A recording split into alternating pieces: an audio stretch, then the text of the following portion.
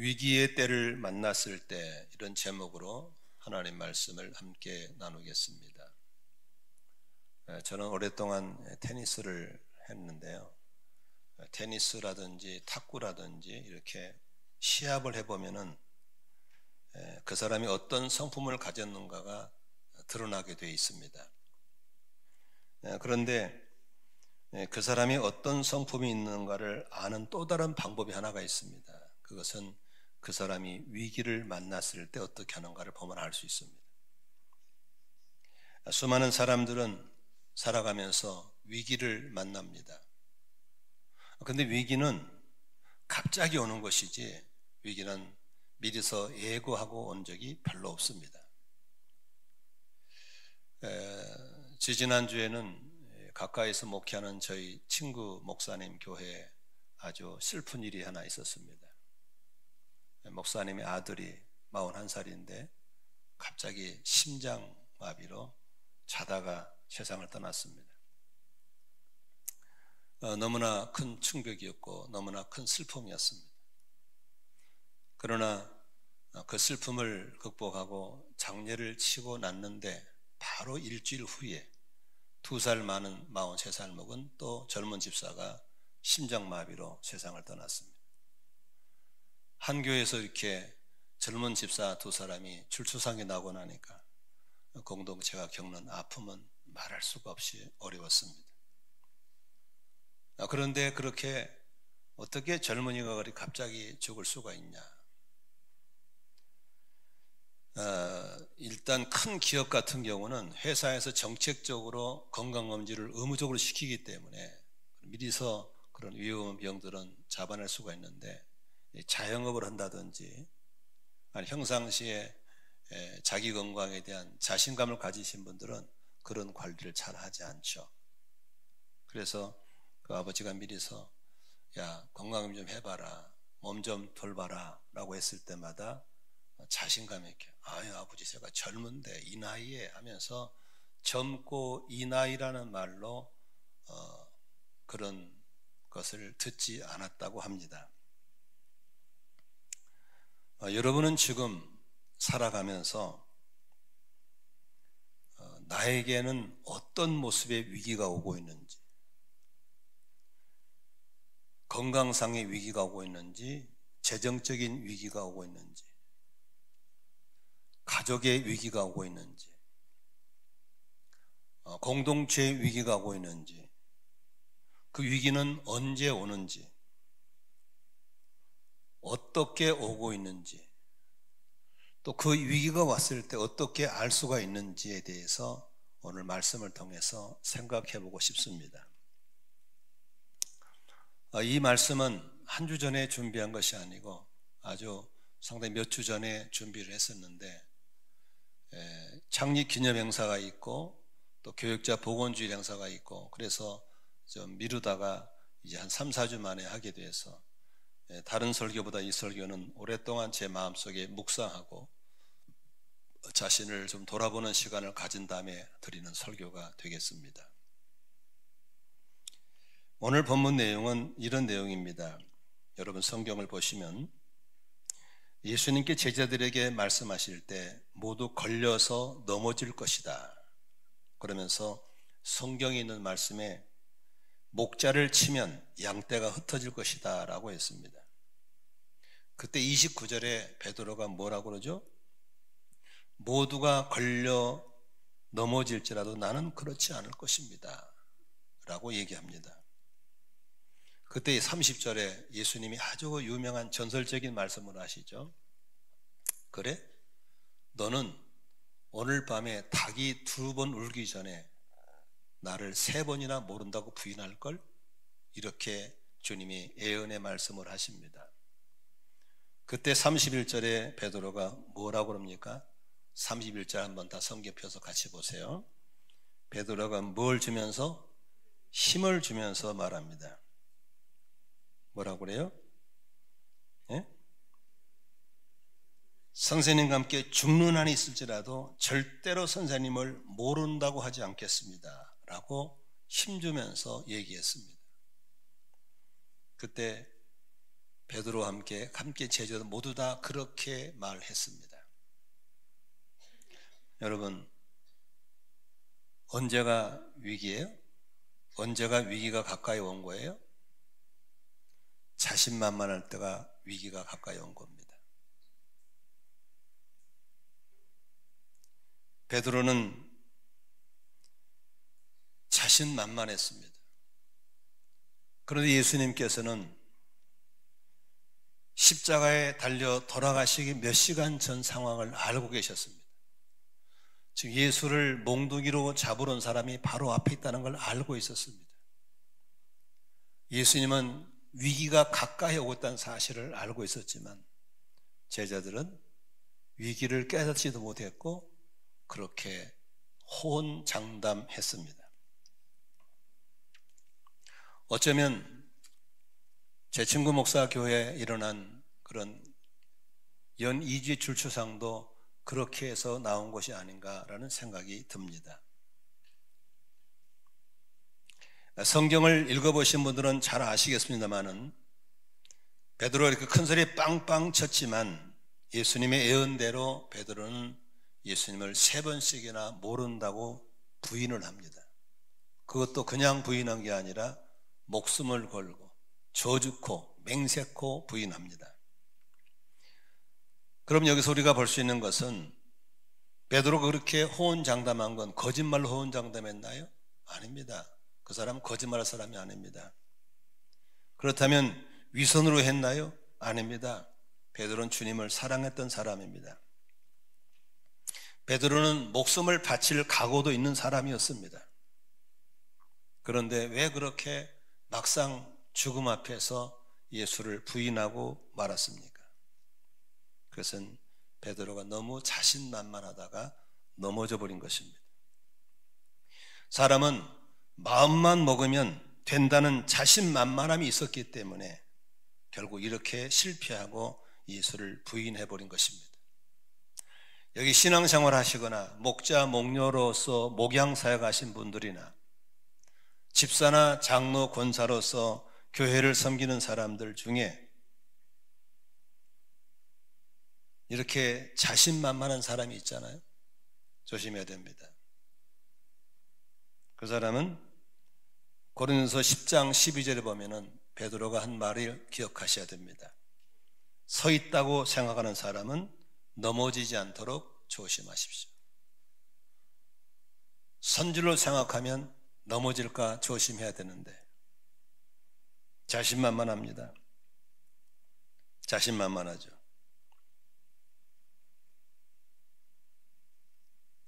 여러분, 오늘도 우리가 이렇게 자신만만하게 호언장담하다가 넘어져서 피 튀기고 슬피 울고 이를 가는 일을 만날 수 있게 되는 것이죠.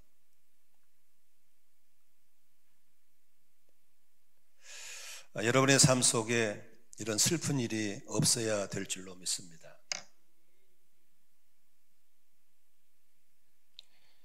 그렇다면 오늘 이 설교 듣는 목자, 목녀 여러분, 그리고 우리 성도 여러분, 신앙생활하면서 본인이 언제가 위기라고 생각합니까? 만일에 위기를 위기라고만 알면 그 사람은 위험하지 않습니다.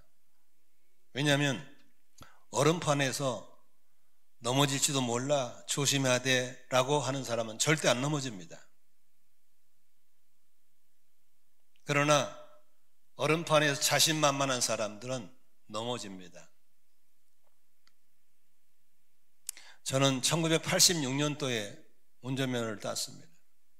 그러니까 꽤나 오랫동안 핸들을 잡았죠. 수많은 교통사고의 위험도 있었고 교통사고를 당하는 걸 봤습니다. 그런데 교통사고는 초보 운전자가 내지 않습니다. 자신만만한 사람이 교통사고 냅니다.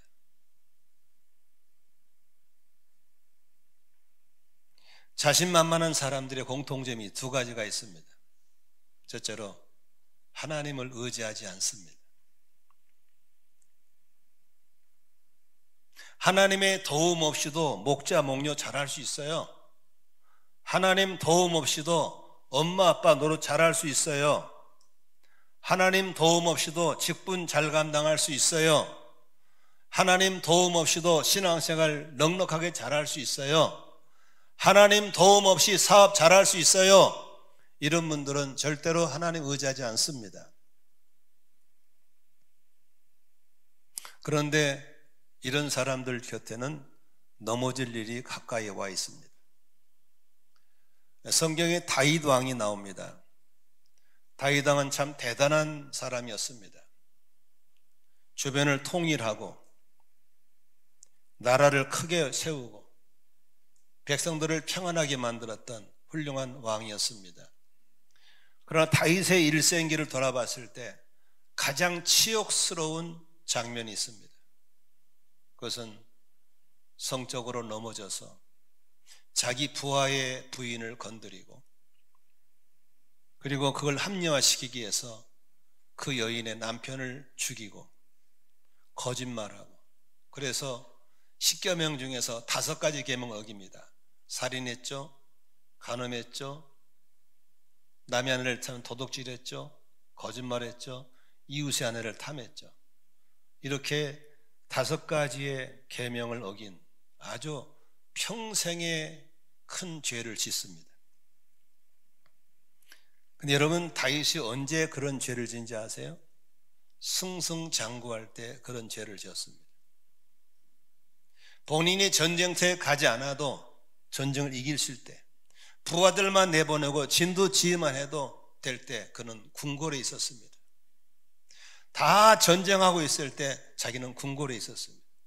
그리고 성 위에서 산책하다가, 더운 나라니까 밖에서 천막 치고 샤워하잖아요. 남의 여자 샤워하는 것 보다가 유혹에 들어와서 그렇게 넘어진 겁니다. 다윗의 평생을 두고 천추의 한이 되는 넘어짐이 바로 그 넘어짐이었습니다. 이스라엘의 초대왕 사울왕이 언제 넘어졌습니까? 그 직임 맞고 바로 넘어졌나요? 아닙니다. 사울왕 처음에는 잘했습니다. 승승장구했습니다. 그러나 언제 불순종하고 언제 교만해지고 언제 버림받습니까? 승승장구할 때, 호언장담할 때 넘어졌습니다. 그렇다면 언제가 가장 안전합니까? 신앙생활하면서, 목자 목녀하면서, 부모의 노릇하면서, 사업하면서 언제가 가장 안전합니까? 모든 일에 자신이 없을 때가 가장 안전한 겁니다. 하나님, 나 자신 없어요. 하나님의 도움 없이는 엄마 노릇 아빠 노릇 못하겠어요. 하나님 도움 없이는 이 사업 못하겠어요. 하나님의 도움 없이는 목자 목녀 못해 먹겠어요. 이때가 안전한 겁니다. 나는 말을 잘하기 때문에, 친교력이 있기 때문에 기도하지 않고도 얼마든지 목장 잘할 수 있어. 우리 아내 밥도 잘하고 나는 사람들의 능순하게 잘 다룰 수 있고 우리 목장은 잘 될 수 있어. 조심하셔야 됩니다. 언제 넘어올지 모릅니다. 사업, 나는 수완이 있어. 사업을 잘해. 돈도 잘 돌려. 아는 사람 많아. 난 사업 잘할 수 있어. 조심하셔야 됩니다. 나는 애들을 충분히 잘 기를 수 있어. 우리 애들을 멋있게 기르낼 수 있어. 자신 있는 사람들 조심하셔야 됩니다. 그 집 아이들 언제 넘어질지 모릅니다. 언제든지 기도 안 하고 하나님 도움 구하지 않고 잘해보겠다는 것, 대단히 위험할 때입니다. 그러므로 여러분이 정말 자신만만한지 안 한지를 아는 비결이 언제입니까? 기도를 보면 알 수 있습니다. 기도하는 사람들은 언제나 자신의 부족함을 알기 때문에 기도합니다.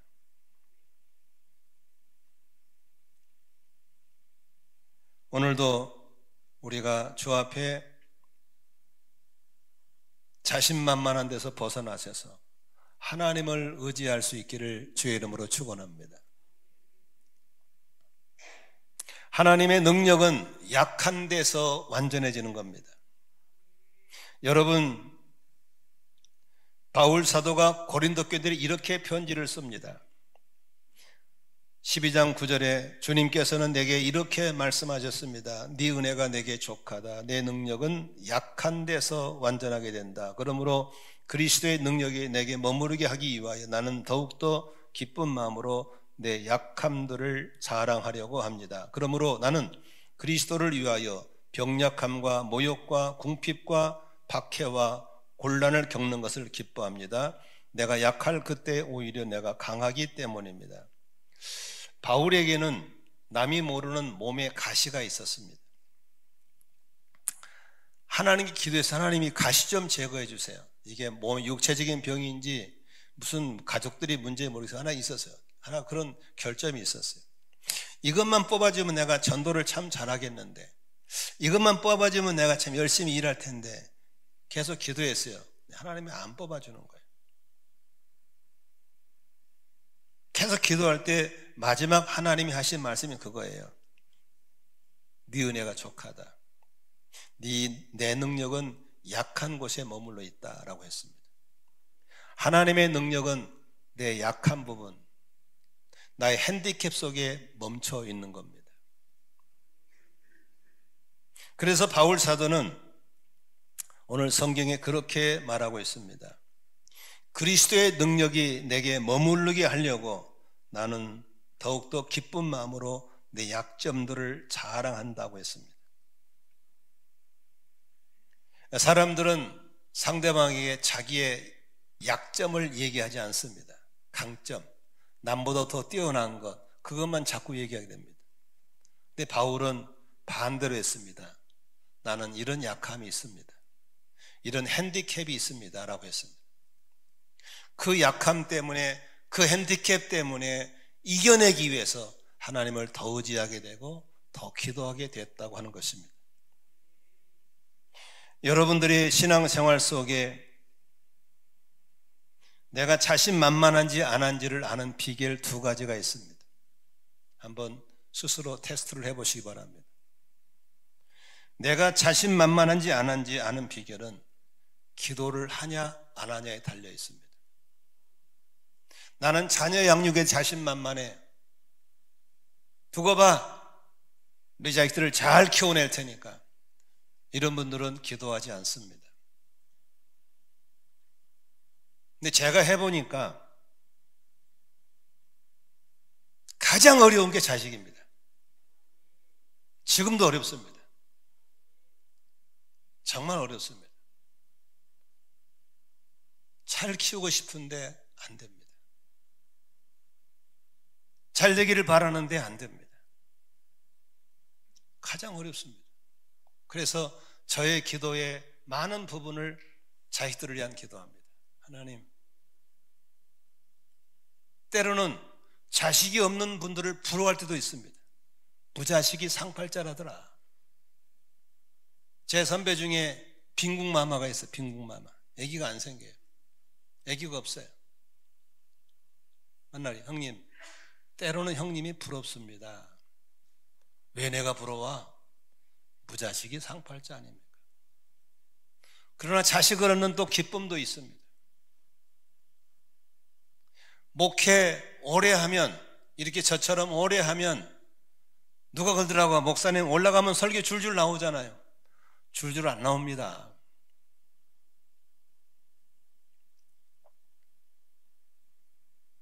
요새는 설교를 다 녹화하고 녹음해버리니까 걸리면 죽는 겁니다.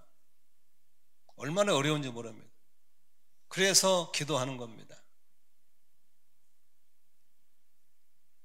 10길 물속에 알 수 있어도 한치 속인 사람 마음을 모르는 게 이건데, 사람을 상대로 하는 일인데 어떻게 자신만만할 수 있습니까? 못합니다. 어렵습니다. 그러니까 기도하는 겁니다. 하나님, 자식 위해서 기도하고 목회에서 기도하는 겁니다. 사람이 다 천사 같으면 얼마나 좋겠어요. 그렇죠? 근데 천사 같으면서도 그 속에 죄성이 들어있기 때문에 언제 변할지, 언제 등에 칼 꼽을지 모르는 게 인간인데, 불특정 다수를 놓고 목회하는 거 자신만만할 수 없습니다. 그래서 기도하는 겁니다. 물건 같으면 갖다가 팔아버리고 사면 되겠죠. 사람은 팔 수도 없고 살 수도 없습니다. 그러니까 기도하는 겁니다. 어떤 분이 그러더라고요.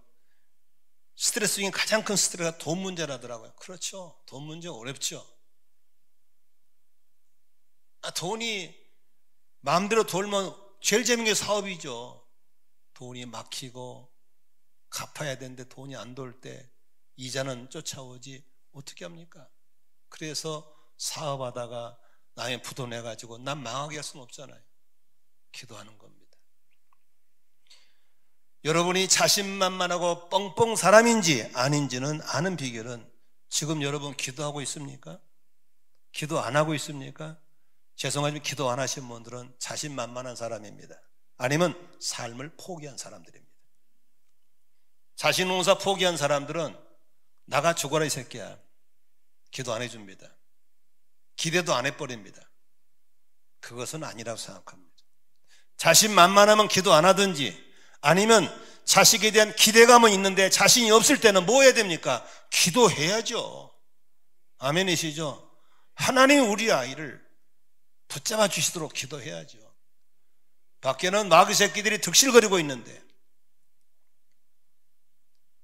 전국의 50% 이상의 젊은이들이 수면제를 의지하고 잠을 자고 있는데 어떻게 그렇게 기도도 안 하고 편하게 누워있을 수는 안 됩니다.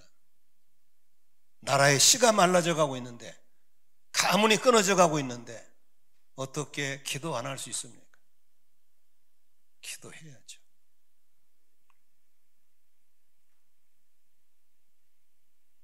두 번째, 내가 자신만만한지 안 한지 아는 비결이 또 하나 있습니다. 그것은 누가 죄를 짓든지 누가 실수하면 그 사람을 대한 태도를 보면 알 수 있습니다. 어떤 사람이 죄를 짓거나 실수를 하면 그 사람을 경멸한다든지 정죄한다든지 심한 말로 비판하는 사람 보면은 그 사람 자신만만한 사람입니다. 그러나 상대방이 죄를 짓거나 실수하거나 큰 어려움을 당할 때마다 정죄하거나 비판하지 않고 나도 저럴 수 있는 사람이야, 나로 저렇게 될 가능성이 있는 사람이야 라고 자신을 먼저 돌아보고 그 사람을 정죄하지 않는 사람, 바로 그런 사람은 자신만만한 사람이 아닙니다. 간혹 뉴스에 저는 목회자이니까 아무개의 목회자가 타락했습니다, 이런 대서특필이 나올 때마다 저는 그 목사님에게 돌멩이 던질 수가 없습니다. 나는 잘해서 저런 죄를 안 졌나? 저는 하나님의 은혜였고 들통나지 않아서 그런 것 뿐이다 라는 생각을 하는 겁니다. 감옥에 가서 죄수복을 입고 철창 속에 있는 분들에게 설교로 간 적이 있습니다. 저는 그분들에게 죄책감을 심어주고 책망의 설교를 할 수가 없었습니다. 여러분들은 들킨 죄인이고 나는 안 들킨 죄인입니다. 하나님 앞에 다 죄인입니다. 자신만만할 수 없었습니다. 운전을 하고 가다 보면 가끔씩 대형 사고가 나서 박살난 현장을 볼 때 있습니다. 그때마다 저는 그분들을 향해서 비판하거나 정죄할 수 없었습니다. 새끼들 조심하지, 왜 이 짓을 해, 그렇게 말할 수가 없습니다. 나도 저렇게 될 가능성이 충분히 있는 사람이기 때문에 그렇습니다. 다시 말하면 아무리 운전을 오래 했어도 저는 자신만만할 수가 없기 때문에 그렇습니다. 제가 마음이 넓고 아량이 넓어서 그런 게 아닙니다. 저는 자신만만하지 않기 때문에 그렇습니다.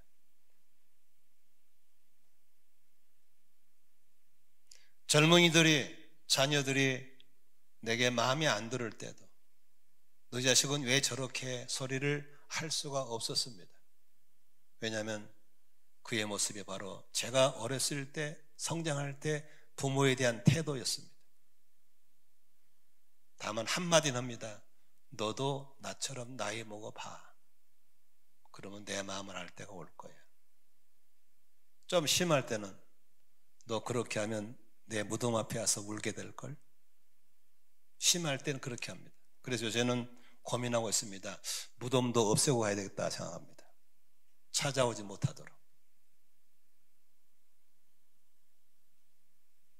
우리 모두 자신만만하지 않기를 주의 이름으로 축원합니다. 찬송가 중에 이런 찬송가가 있습니다. 주 없이 살 수 없네라는 찬송입니다. 제가 찬송가를 참 좋아합니다. 주 없이 살 수 없네. 여러분, 오늘 베드로처럼 자신만만하고 큰 소리 빵빵 치는 사람 되지 않고 오늘도 주 앞에 기도하시기를 바랍니다. 하나님, 나의 문제를 보여주십시오. 나의 결점을 보여주십시오. 나의 단점을 보여주십시오. 하나님, 내가 얼마나 미련한 사람이고 얼마나 무지한 사람이고 얼마나 강팍한 사람이고 얼마나 무능한 사람인가를 알 수 있도록 말씀의 거울 앞에, 성령의 조명 앞에 내가 서게 해 주십시오라고 기도를 시작하시기를 바랍니다. 안타까운 것은 전 세계가 복지 왕국이 돼가면서부터 사람들이 기도하지 않습니다. 아프면 보험, 아프면 실비보험, 먹고 사는 건 연금이 해결해주고 하나님이 하실 일이 없습니다. 그런데 여러분, 그렇게 갑자기 죽고 불행을 당한 가정들은 연금이 없어 그랬나요? 보험이 없나요? 아닙니다. 연금이 할 수 없는 것, 보험이 할 수 없는 것, 하나님이 하시는 겁니다. 지금 전 세계가 안타깝게도 종교 인구가 줄어들고 있습니다. 지구 역사 이래 지금처럼 풍성한 복지가 있는 시대가 없었습니다. 선진국에서는 복지가 국민들을 다 먹여 살립니다. 일도 하지 마, 직장 다니지 마. 호주 같은 경우는 지하자원이 하도 많아가지고 그거 캐다가 먹는 거 해도 백성들이 앞으로 두고두고 먹고 살게 남아있다. 그것도 자기들이 안 캐요. 외국 사람 와서 캐가고 나머지만 나눠 먹자 해도 많은 거예요. 그런데 왜 그런 나라는 죄를 많이 짓습니까? 왜 마약을 합니까? 왜 동성애를 합니까? 왜 유치원생들한테 남자끼리 성관계, 여자끼리 성관계를 가르쳐야만 합니까? 이게 사람 사는 겁니까? 지옥이고 저주죠. 하나님을 찾아야 합니다. 사람이 사람 되는 비결은 하나님을 찾아야 됩니다. 하나님을 만나야 될 줄로 믿습니다. 그렇게 복지 나라에서 왜 부모와 자녀가 다 깨져서 핵가족이 돼버립니까? 착각하고 있는 겁니다. 성경으로 돌아가야 될 줄로 믿습니다.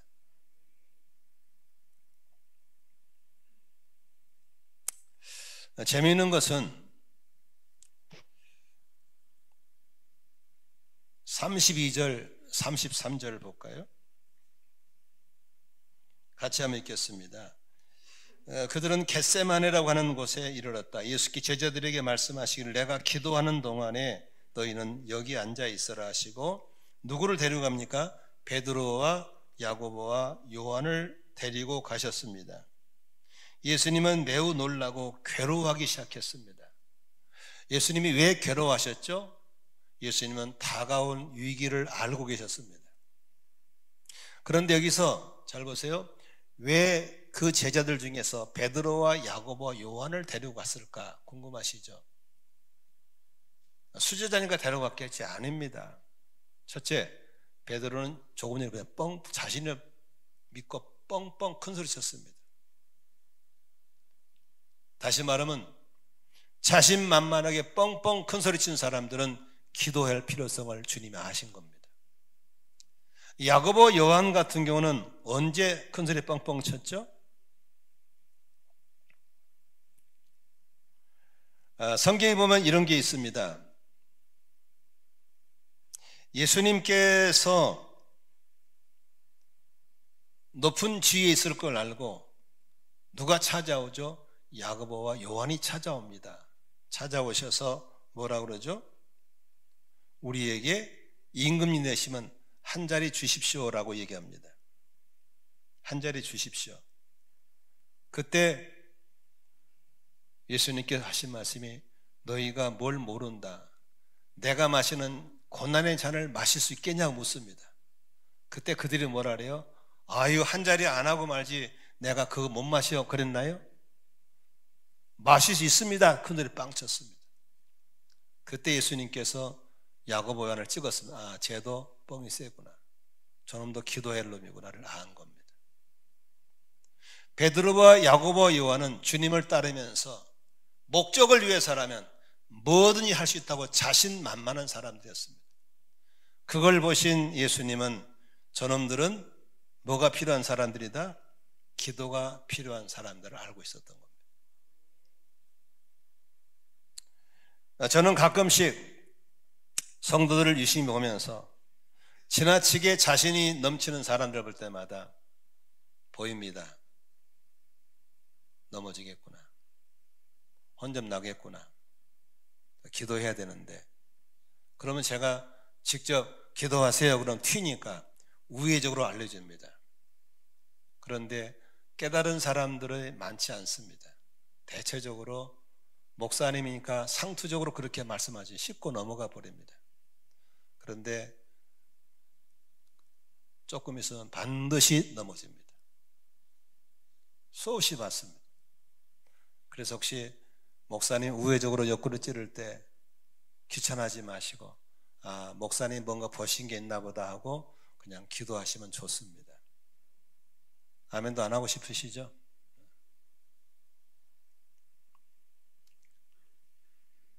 우리가 살아가면서 베드로와 야고보 요한처럼 자신만만하게 큰 소리 뻥뻥 치는 사람들 위험한 겁니다. 위기가 가까이 왔습니다. 그러나 어떻게 위기를 극복할 수 있습니까? 예수님께서 말씀하신 것처럼 기도해야 되는 겁니다. 아멘이시죠? 기도해야 됩니다.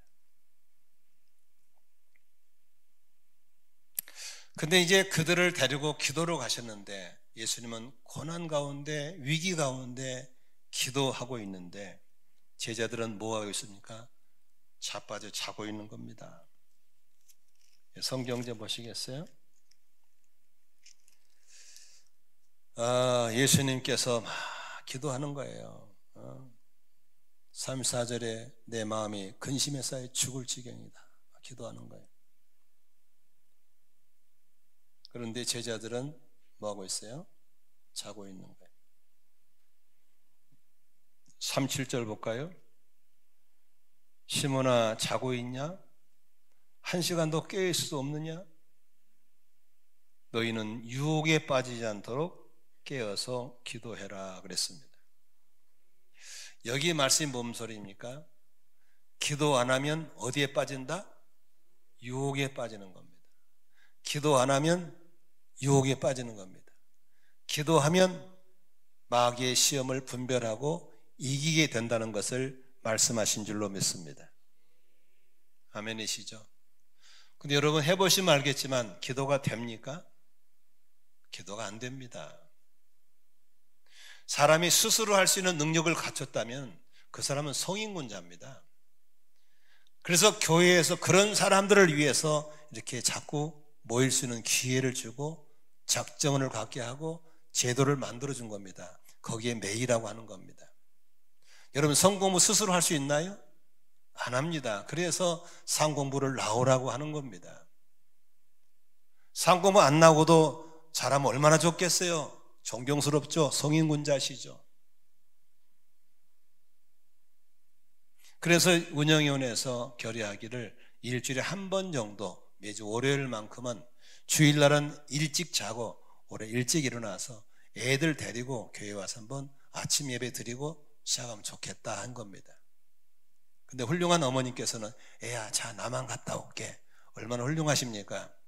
그러나 그 아이 커서 뭐가 되겠습니까? 우리 월요일 날은 가족 모두 기도하고 한 주간 시작하자. 우리 오늘 주일날은 목장, 가족 목장하고 일찍 자자. 그래서 아침에 다 깨워서 같이 나오시는 그런 어머니 아버지 계신다면 그 집은 신앙이 명문가문이 되는 길을 들어서는 겁니다. 근데 그들은 자고 있었어요. 자고 있었어요. 여기 40절 보니까 다시 와서 보시니 그들은 자고 있었다. 졸려서 눈을 뜰 수가 없었다.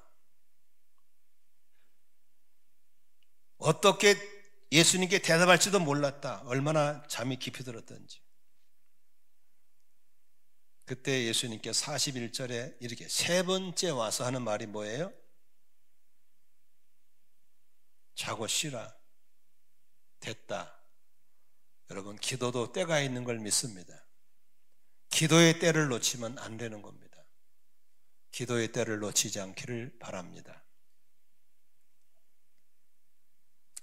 여러분, 왜 우리가 기도해야 되죠? 오늘 왜 이들은 기도하지 않았죠? 예수님은 기도했는데 왜 그들은 기도하지 않았죠? 목사님은 기도를 강조하는데 왜 성도는 기도 안 하려고 그러죠? 한 가지 이유가 있습니다. 신앙생활은 영적 전쟁입니다. 여러분이 인정하건 안 하건 간에 예수 믿고 여러분이 만일에 빛 가운데 드러났다면 여러분들은 원수가 있는 겁니다. 전쟁터에 있는 겁니다. 전쟁에는 승패로 갈라지지 중간은 없습니다. 전쟁은 이기냐 지냐지 승자냐 패자이지 중립은 없습니다. 만일 여러분들이 승리 못했으면 죄송합니다. 패배자입니다. 패배자는 가진 걸 빼앗깁니다. 그러나 승자는 잃어버린 걸 찾아올 수 있습니다. 가진 걸 지킬 수도 있는 겁니다. 이걸 노획물이라고 합니다. 나는 여러분들이 전쟁에서 승리하기를 주의 이름으로 축원합니다. 아멘이나 해보세요. 졸지 마시고.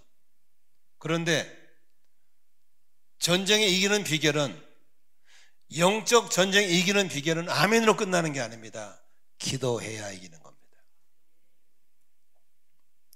바울 사도는 우리에게 에베소 6장 12절에 우리의 싸움은 인간을 적대적으로 상대하는 것이 아니라 통치자들과 권세자들과 어둠의 세상의 주관자들과 하늘에 있는 악한 영들을 상대함이라고 했습니다. 누가복음 20장 31절에 시몬아 시몬아 보아라, 사탄이 밀처럼 너희를 체질하라고 너희를 손아귀에 넣기를 요구하였다. 그러나 나는 내 믿음이 꺾이지 않도록 너를 위해서 기도하였다라고 주님 말씀하셨습니다. 오늘도 마귀는 여러분들을 낚아채려고 찾아오고 있는 겁니다. 걸리면 갖고 노는 겁니다. 그러므로 서로를 위해서 기도해야 될 줄로 믿습니다. 자식을 내버려놓고 편하게 누워있지 마시고 기도하는 어미가 되시기를 바라고, 남편을 내버려놓고 편히 누워있는 아내가 기도하시기를 바라고. 아멘. 우리가 가족끼리 서로 기도하고, 목장 식구들 일주일에 한 번씩 밥에 먹이고 들어주는 걸로 끝나는 목자가 아니라 매일마다 내가 품고 있는 목양 식구들 위해 기도하는 목자가 되시기를 바랍니다. 왜냐하면 지금도 산길일지를 찾아 우는 사처럼 두루 다니는 악한 마귀가 있음을 알아야 되는 것입니다. 저녁에 퇴근한 남편 보고 당연히 들어온다 그러지 마시고 하나님의 은혜였음을 감사하시기를 바랍니다.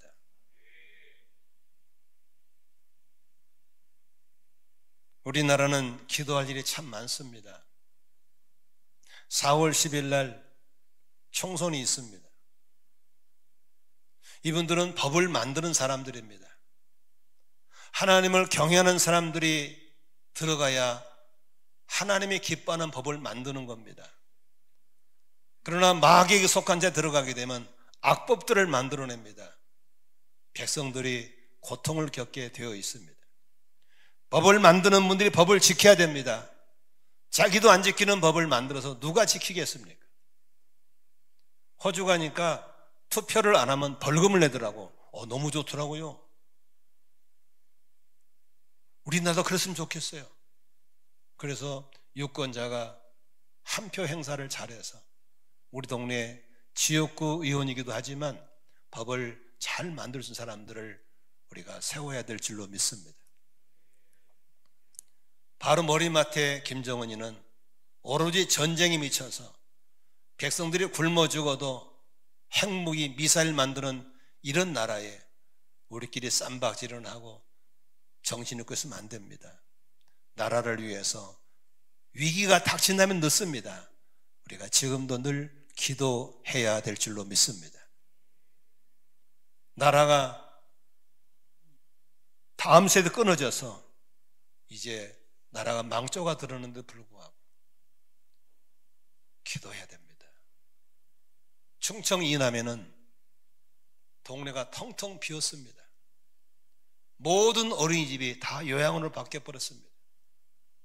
소아과가 없어지고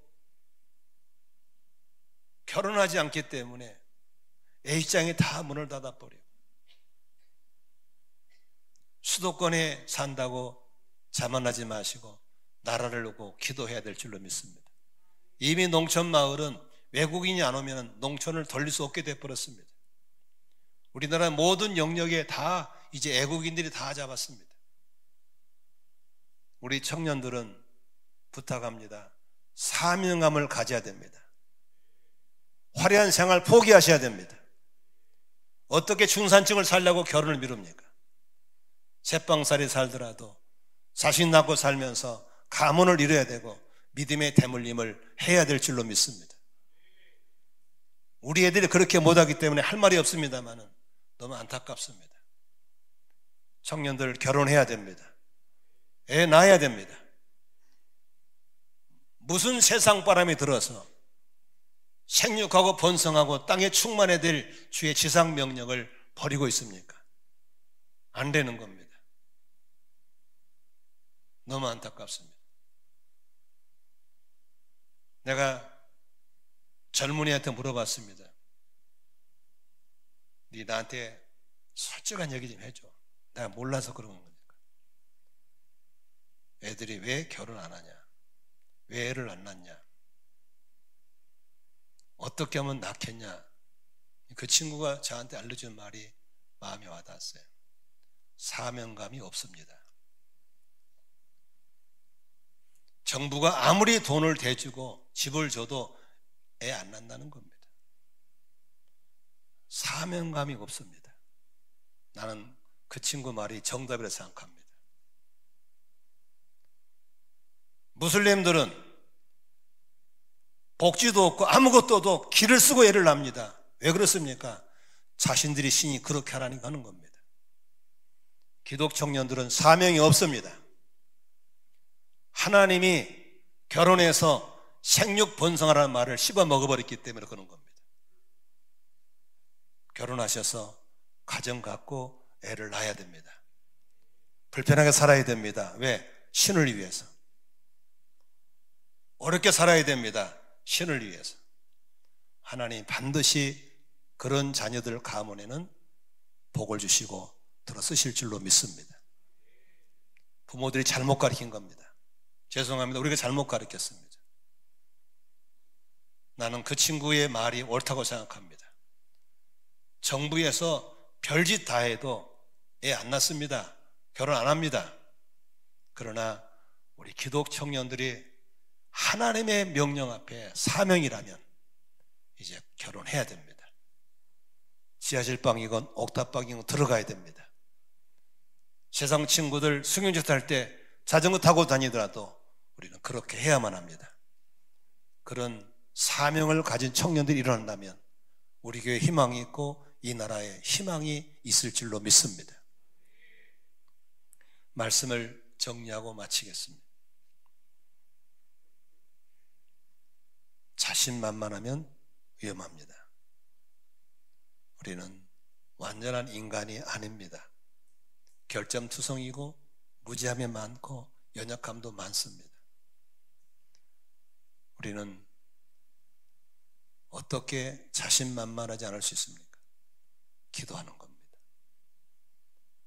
절대 신 앞에 무릎을 꿇는 사람은 지혜로운 사람인 것입니다. 지혜를 주실 줄로 믿습니다. 능력을 주실 것입니다. 만남의 복을 주실 것입니다. 형통케 하실 줄로 믿습니다. 하나님께 항복하는 것이 기도입니다. 하나님, 내가 항복했습니다. 내가 자식을 더 잘 키울 능력이 없습니다. 내가 목회를 더 이상 잘할 능력이 없습니다. 목자 목녀를 더 이상 못하겠습니다. 날마다 항복하십시오. 항복하는 자에게 지혜를 주시고, 항복하는 자에게 능력의 옷을 입혀주시고, 항복하는 자에게 하늘의 권세를 주실 줄로 믿습니다. 여러분, 하나님을 빼끌어도 사는 사람을 누가 이길 수 있습니까? 못 이깁니다. 기도가 이길 줄로 믿습니다. 이제 불평하지 마시고 월요일날 새벽을 깨우세요. 목자 목녀라면 나오세요. 직분자라면 나오세요. 자식들을 바르게 키우고 싶다면 나오세요. 그래서 저랑 같이 월요일날 6시에 30분 같이 기도하고 한 주간을 시작하는 여러분 되시기를 바랍니다. 할렐루야. 그리고 작심하고 시간 정해서 기도하면서 나가십시오. 우리 청년들 기도하십시오. 그러면 희망이 보일 겁니다. 기도할 때 하늘을 열어주실 줄로 믿습니다. 기도하겠습니다.